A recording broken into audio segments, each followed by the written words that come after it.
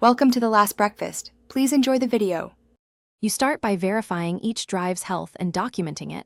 Run smart checks and a quick surface scan so you don't store failing media. Once done, place every drive in an individual anti-static bag to stop electrostatic discharge, and drop that bag into a rigid padded container to prevent physical shock. This matters because slap or drop kills platters and connectors. Make sure to clearly label drives with model, capacity, date, and a checksum so future recovery is straightforward and trustworthy.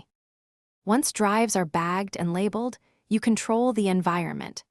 Maintain stable temperatures between 10 and 25 degrees Celsius and relative humidity around 30 to 50% to prevent corrosion and mold. Make sure to position drives either vertical or flat on a supported surface. Do not store them standing on thin edges where warping can start. Place desiccant packs inside each container and seal with tamper-evident tape to block moisture and accidental access. You finish by placing sealed drives in a locked, low-vibration cabinet or safe away from magnetic fields and heavy equipment. Security and stability extend lifespan. Then record a digital inventory listing location codes and checksums so you can find and verify data later.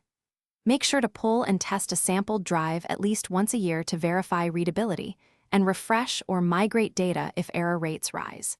If you encounter unreadable sectors, try controlled spin-up on a known good doc and recovery software before conceding data loss.